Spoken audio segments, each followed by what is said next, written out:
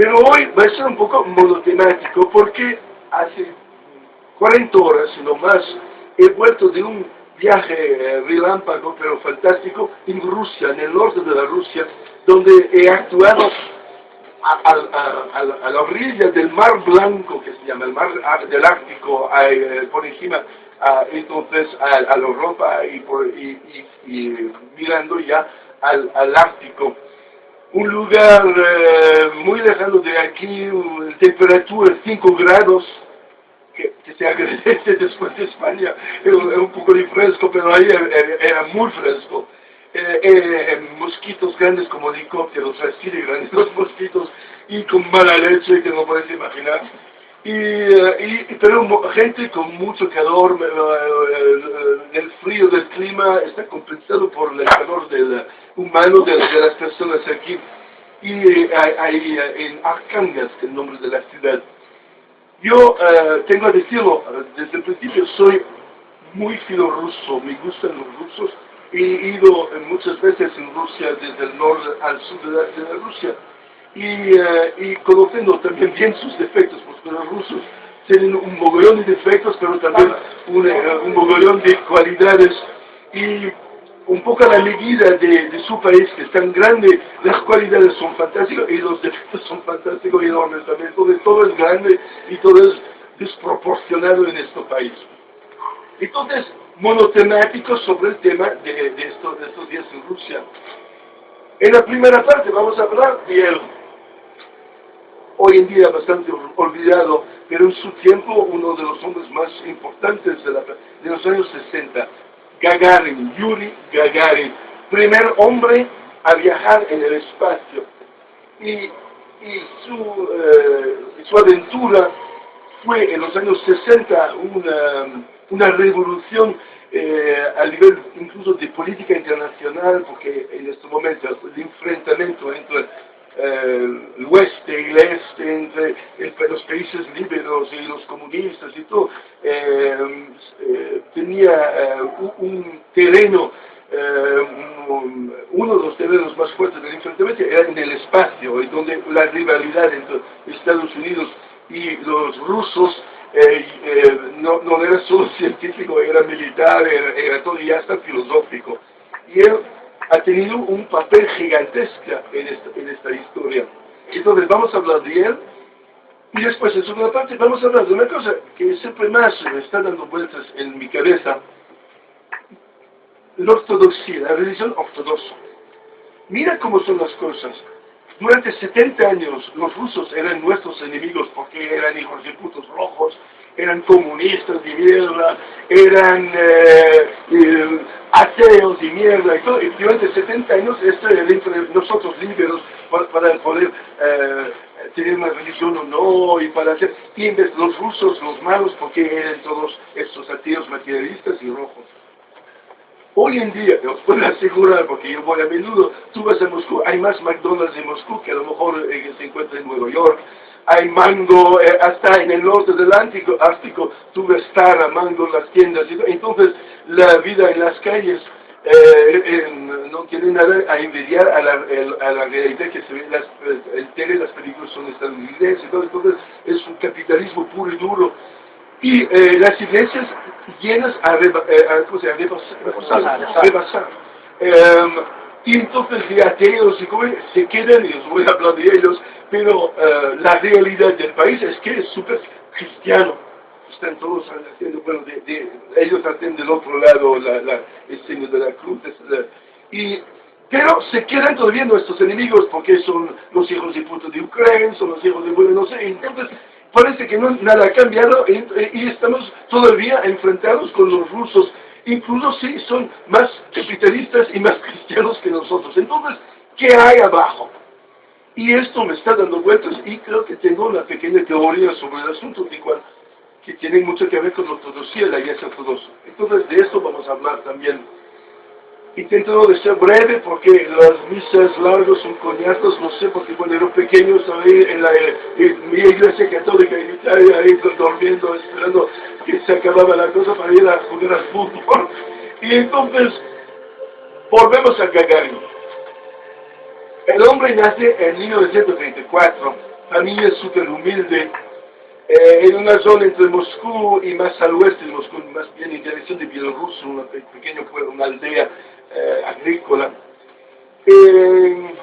Crece de una manera normal como han crecido millones y millones y millones de otros rusos, pero su pueblo fue ocupado por los nazis durante la Segunda Guerra Mundial. Entonces a él en su infancia ha vivido toda la epopea que todavía domina la política de Rusia hoy, es la lucha contra los nazis, contra el fascismo y se llama la Gran Guerra Heroica. Él era un niño. Los nazis requisicionan su casa y sus padres se esconden como millones de otros rusos en el bosque y viven 2 años de cazadores y tal, viviendo en el bosque para huir de los alemanes. Y un día cae un piloto de la aviación rusa que estaba entonces luchando contra los nazis, un piloto, y cae en el bosque donde ellos están escondidos. Y la familia de Gagarin, y hay 5 hijos en la familia, esconden, ayudan al piloto ruso y consiguen devolver al piloto ruso salvarlos atravesando las líneas enemigos y todo, el piloto se salva. Esta cosa parece que determina en el joven Gagarin el deseo de ser piloto. Y también de hacer algo de grande y hacer algo de heroico, porque eso, viviendo con su familia en esta lucha contra el fascismo y tal. De ahí entra como obrero de la metalurgia a 18 años, 19 años, pero con su afición de piloto se une a un club de jóvenes pilotos, un club de aficionados, pero sube, consigue entrar en la aviación militar rusa, sube todavía, y ya en final de los años 50 los rusos, que son muy que tienen mucho miran muchos a las estrellas en Rusia. Hasta donde estuve esta semana era una casa de la cultura y tenía una actividad astronómica para los niños con telescopios enorme. Había muchísimos niños que la noche iban a mirar las estrellas. A lo mejor, visto que los programas de televisión no eran tan buenos, el cielo era una alternativa. Y entonces, lo que estoy diciendo es que los rusos han siempre tenido, entonces, es una relación con algo más grande, el universo, las estrellas y tal. Y entonces, la Unión Soviética, en su visión laica y no religiosa del mundo, da mucha importancia al viaje en el espacio y a intentar de conquistar el espacio.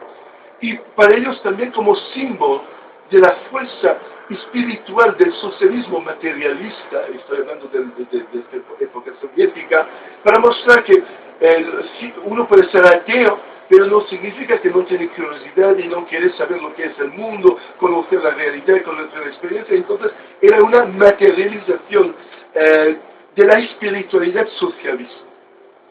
Esto, carrera al espacio.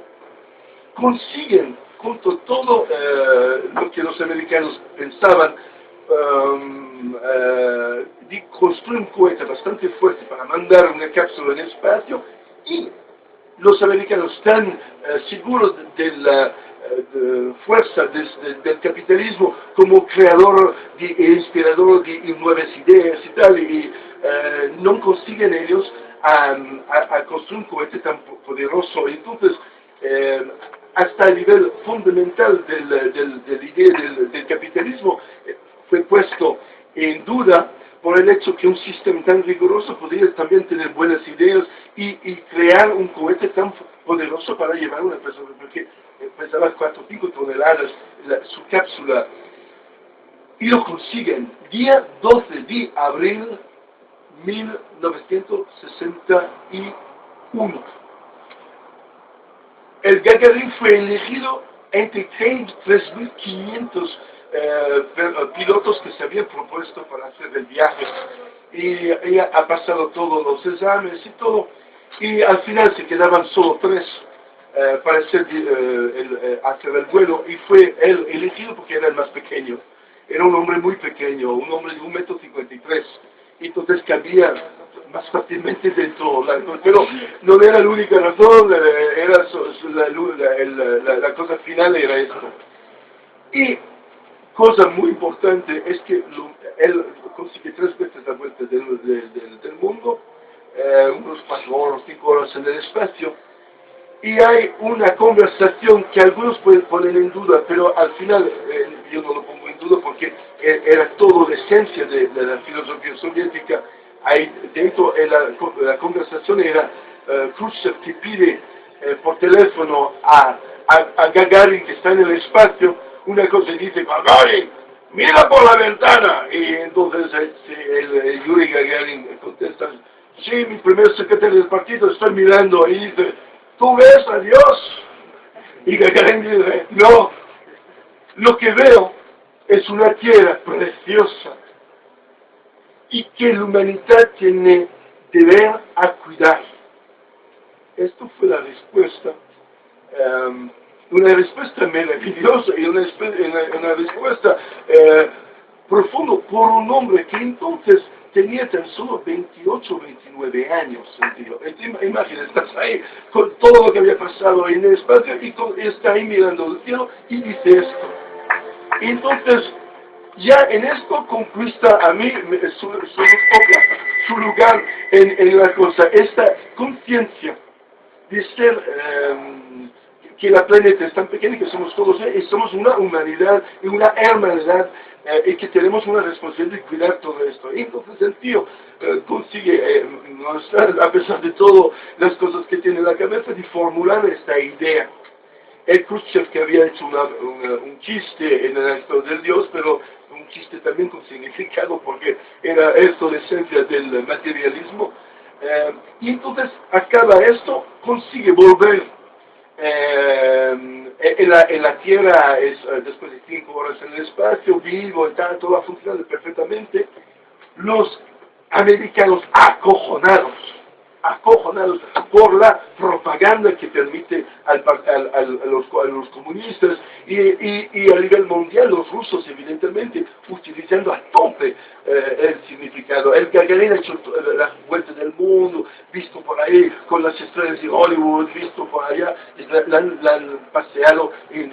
Mi padre, que entonces trabajaba en un teatro en París como malabarista y payaso, fue honorado por tenerlo en el público, y después del espectáculo mi padre la ha saludado, y no un gagarinismo, pero la gente alrededor de Gagarin había dado un portallave con el emblema de Gagarin a mi padre, y son 50 años que lo estoy buscando, el hijo de puta lo ha perdido, creo, pero era firmado de Gagarin, porque tenía a su alrededor entonces unos responsables que soltaba regalos, souvenirs, también por la propaganda. Pero bueno, mi padre me ha dicho sí, que mi padre era ya pequeño, mi padre sacaba casi la cabeza al Gagarin, entonces era muy pequeño el hombre, pero muy simpático, jovencito. Parece que después esta fama fue una jaula para él, porque los autoritarios soviéticos tenían miedo, no querían mandarlo otra vez en el espacio, porque si tenía un problema y moría, era un desastre por la imagen. No le permitía tampoco de volar en aviones, porque no quería tampoco arriesgar su vida, porque era tan precioso y tan importante como símbolo de un éxito, que entonces... Y esto fue para él una jaula dorada, es que no podía hacer nada, estaban todos los médicos a controlar que no se hacía daño y tal, que comía las cosas buenas, que para mantenerlo en vida, un hombre de 30 y pico años. Otra historia también, parece que las mujeres le caían en los brazos así, que ha creado problemas con su propia mujer, unas historias terribles, y a los pocos meses un incidente, se tiró por la ventana Gagarin de la casa a la segunda altura, del segundo piso de su casa, porque estaba con una azafata y su mujer ha vuelto, y la ha visto en la cama con la azafata, y él se tira, bueno, y casi muere por tirarse por la ventana. Todo esto hace que me gusta más el tío, porque es muy humano, a bastante hijo de puta, con la buena. Y final de la historia, Después él ha pedido, por favor, yo quiero volar porque ser piloto es toda mi vida. Lo autorizan finalmente a volar en el 65 y mira dónde, en el 68 muere en un incidente de avión. Nunca muy bien aclarecido, pero no fue dolo, pero algo pasó. Y él pilotaba a una casa de la aviación rusa y el avión cae y muere en el 68, marzo 68. Y entonces el hombre muere a 34 años. Y se queda también en estos momentos, en el 68, que yo me recuerdo muy bien, que era un momento de revolución donde el imperio ruso tenía problemas con la primavera de la Checoslovaquia, cuando en Francia todos los estudiantes estaban en la calle, yo vivía en Francia en este momento, estaba en la calle, mayo 68 participo yo en mayo 68, y la muerte de Gagarin era una pieza en este gran puzzle del 68. Algo significaba, sin saber muy bien qué, como un señal de Dios o de la casualidad, que este gran ícono del mundo soviético moría de una manera rara y no previsible. Pero el hombre se queda, se ve, hay muchas fotos, basta poner en Google y ves una sonrisa sincera, pero sin sombra de duda, una sinceridad total, un buen chico. El chico que todas las madres quieren tener, y eso con un momento que duró solo 4 horas en su vida, que ha determinado por la historia de la humanidad el primer hombre del espacio, la primera persona a vivir la condición de sin gravedad. No se sabía, la gente pensaba que el hombre se moría sin gravedad y el corazón se para. Entonces él se ha arriesgado en este momento se ve que se ha visto que era posible vivir sin gravedad. Entonces es un hombre valiente, sincero, y además esta frase, la tierra tan hermosa, y que hace que tenemos un deber y una responsabilidad de unirnos y de intentar de salvarlo. Esto para mí justifica una vida y más que una vida. Entonces hacemos un aplauso por Gagarin.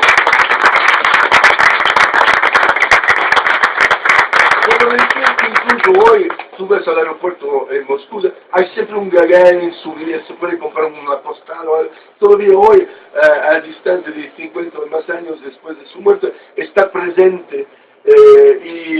Y mira, esto es también hecho en la época soviética. Se ve la importancia para honorar a esa persona, entonces un vestido de militar, con esa mirada así muy marcial y todo, para mostrar la importancia que tenía Gagarin como símbolo en este mundo. Pero pasamos al otro. Entonces, esta idea que los rusos son los malos de la película, como he dicho, era a lo mejor lógico cuando estaban el comunismo y también con el rigor ideológico que había en Rusia, las iglesias transformadas en aparcamientos, las iglesias, la gran catedral de Moscú transformado en una piscina pública. Imagina la lógica aquí. Y en la piscina llena de gente y todo, yo me recuerdo de Moscú.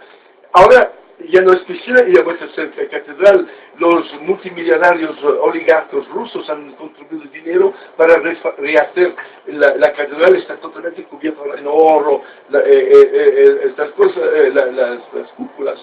Y yo, ateo, mirando todo esto con una cierta tristeza, porque está el intento ideológico de hacer vivir una sociedad solo por los logros científicos, por los logros artísticos, por una hermandad y sin dominio de Dios, que era una de las intenciones del comunismo.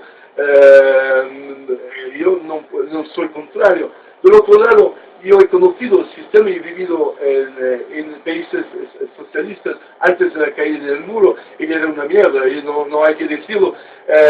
Faltaba de todo, muchísima corrupción, había bellas palabras de propaganda, pero la realidad era durísima. La realidad, la policía tenía control absoluto sobre las cosas. Entonces yo mismo en Polonia en los años 80, cuando empezó Solidarność, estuve yo en Polonia, entonces una novia polaca y he participado en las primeras huelgas de Sorinano y ahí, allá, y entonces no soy nostálgico del sistema soviético, del sistema y no de las intenciones. Y hasta el stalinismo se habla, es cierto, millones de muertos, pero hay que pensar que el mundo era muy violento entonces. Stalin nace a raíz de la Revolución Rusa de la Primera Guerra Mundial, donde murieron 22 millones de personas. Segunda Guerra Mundial, 12 millones de rusos mueren en la Segunda Guerra Mundial, matados por los alemanes. Hay que también no olvidar que si no fuera por Stalin y su resistencia, Alemania y Hitler ganaban la guerra, porque no eran los americanos, los ingleses estaban en su isla y la Alemania había conquistado todo. Y los Estados Unidos podían incluso haber hecho un acuerdo con los alemanes, pero fue Stalin y la resistencia rusa a machacar a los alemanes y finalmente a liberar los campos de exterminio. A lo mejor, si no fuera por Stalin, no había judíos en este momento en Europa. Son cosas que no se dicen, pero es la pura verdad.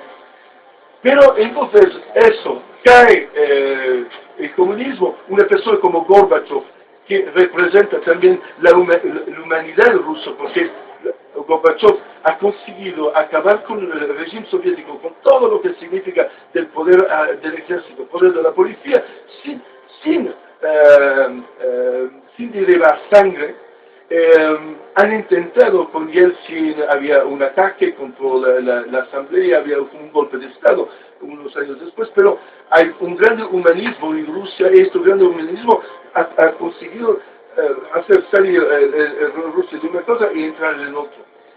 Y entonces entran en otro, adoptan nuestro sistema económico liberal, permiten la vuelta de la Iglesia ortodoxa, que vuelve todavía más fuerte que nunca, porque después de 60 años de represión la gente tenía ganas de volver a las iglesias, y siguen siendo los malos.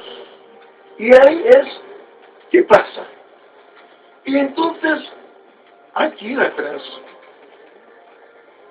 Los cristianos han tenido estochismo. ¿Se dice sismo? Sismo. En 1054, donde el cristianismo finalmente se rompe y uno se queda, la parte del oeste, católicos, con el Papa como autoridad, y el otro lado oriental se quedan ortodoxos y sin autoridad central. Esto fue una de las razones del schisma. Es que los cristianos del Oriente, los que son ahora ortodoxos, dicen Jesús hablaba de una hermandad de personas y no hay jefe. Jesús va contra la idea de un jefe. Y entonces imponer un papa y todo es contrario al cristianismo. Y nosotros somos ortodoxos, que significa la verdad, la religión auténtica, ortodoxo, auténtica. ¿Y qué significa católico? Católico significa universal. Entonces, los de oeste, de Roma, dicen, somos los universales, pero desde Roma. Entonces, universal en nuestro favor, de Roma. Y los otros dicen, nosotros intentamos de mantener lo que era el cristianismo antes. Okay. Estoy hablando de todo esto. Soy ateo, entonces no soy de parte en esta discusión, pero hay que decirlo.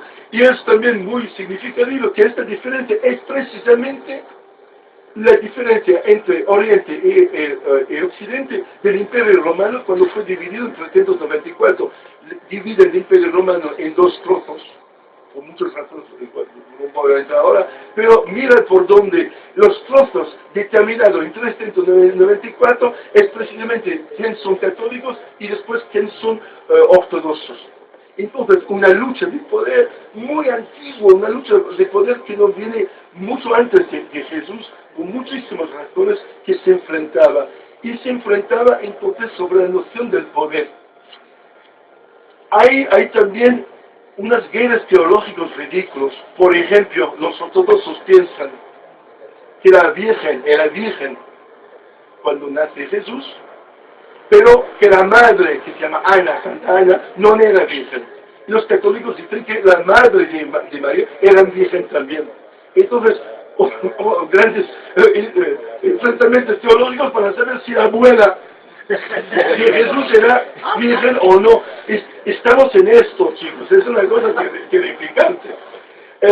Y también sobre la gran discusión sobre la concepción inmaculada, la inmaculada concepción. ¿Qué significa eso? Entonces los dos piensan que María era virgen, pero los ortodoxos dicen era virgen porque Dios ha decidido dar a ella la misión de tener el Hijo de Dios, pero era una persona igual como los demás, pero era virgen. Y ves que los católicos dicen, era virgen y también libre del pecado original. Entonces, visto que ella tenía a Dios dentro de sí, no podía tener la responsabilidad del pecado original. Parece nada todo esto, cosas. También, por ejemplo, la otra diferencia es que los ortodoxos piensan que el Espíritu Santo tiene que ver con el Padre, con Dios, y no con Jesús. Y los católicos piensan que el Espíritu Santo puede ser también en Jesús y no solo en el Padre. Todo esto puede parecer totalmente inútil como discusión, pero hay un hecho atrás. Y el hecho es que los católicos hacen de Jesús una cosa no humana. Y hacen de Jesús un algo que no se puede tocar, que no se puede ver, es algo superior. Y entonces tienen ellos el control de Jesús. Si tú no sabes qué es lo que es el Dios, si Jesús ya no es tan humano, que es algo otro, entonces solo un pequeño grupo de personas pueden saber lo que es de verdad Jesús, entonces consiguen monopolizar el poder. Y ves que los ortodoxos tienen una idea un poco diciendo que es un hombre, pero que es hijo de Dios, pero es un hombre que tiene sus deseos y sus cosas de hombre y que no es divino. Y mira, por la misma razón que no hay papa en la ortodoxia, hay 4 o 5 lugares de poder. Hay Moscú, el patriarca de Moscú, patriarca de Bucarest, patriarca de Jerusalén. Hay 4 o 5 líderes ortodoxos, pero no hay uno. Y cada líder tiene el derecho de interpretar las escrituras santas un poco a su manera. Entonces no hay centralización del poder, en vez que el católico quiere todo centralizado y que nadie sabe lo que pasa. Es el misterio. Y entonces, ahí tenemos las razones fundamentales. Los rusos son convertidos a la ortodoxia, al cristianismo en el siglo XII. Antes eran politeístas. Y entonces, hay también para entender los rusos, hay que pensar, por ejemplo, alguien me lo ha dicho en Rusia, que los rusos son vikingos de la tierra. O los vikingos pueden ser vistos como rusos del mar. Viking y rusos son muy parecidos de cultura, muy cercanos al nivel humano y al nivel de experiencia, viviendo en los bosques, en el frío, y convertido al cristianismo los vikingos en el mismo momento. ¿Y qué predomina en nuestra idea del viking? Es esta cosa comunitaria, donde todos deciden, y entonces los rusos tienen de alguna parte dentro de ellos un deseo también de esta comunidad, de discutir, de unir, y por eso a lo mejor el comunismo ha podido tener un terreno fértil en esto. Y en vez el imperio del oeste, Roma, el idea imperial romano, una persona, el emperador encima, alrededor del imperio el poder, y pues todos los demás callados y seguir lo que dicen los de arriba. En este enfrentamiento yo creo que hay muchos germes de lo que está pasando hoy en día.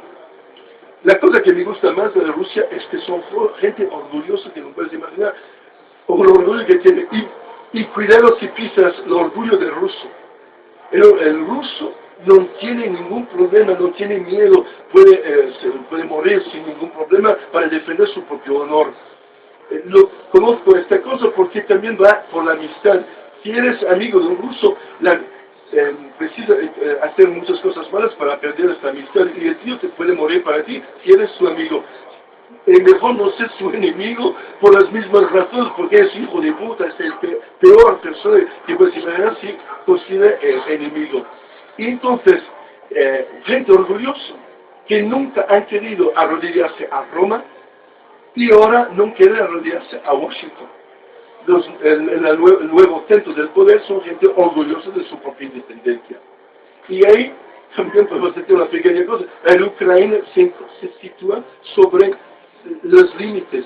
La parte oeste de Ucrania es católica, como la Polonia. La parte este es ortodoxo. Nadie en la televisión o los informativos nos está diciendo que hay también un problema religioso. Cuando tú ves a los rebeldes prorrusos, tú ves, y cuando muere uno, tú ves que están todos haciendo fila, haciendo el cruz del signo del lado ortodoxo y no del lado católico. Y entonces hay también por abajo una división religiosa.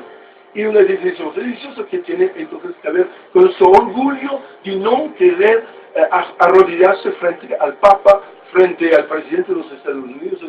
Y puedo decir que Putin es un ejemplo clarísimo de esto.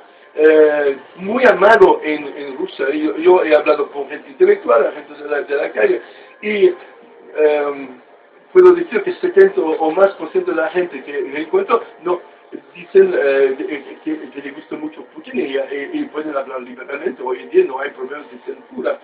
Y si hay problemas por Putin, dicen, Putin es muy bueno a nivel exterior, pero no hace bastante en Rusia porque hay demasiada corrupción. Eso es lo que la acusación que yo he oído de la gente contra Putin, pero como ruso y como a defender los valores rusos, tiene una grandísima mayoría de la gente atrás. Entonces, cuando se habla del régimen de Putin o que no es democrático, no es cierto, absolutamente. Entonces, yo vuelvo de estos 6 días increíbles ahí con amigos que he conocido desde ya mucho tiempo.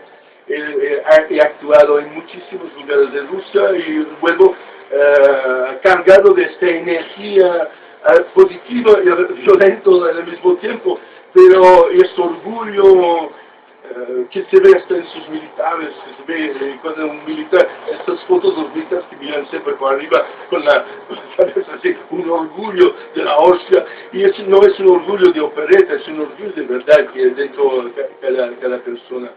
Y entonces, no quiero convencer a las personas en ninguna de mis vistas, yo hablo de mi punto de vista y pido a las personas de mantener un espíritu crítico.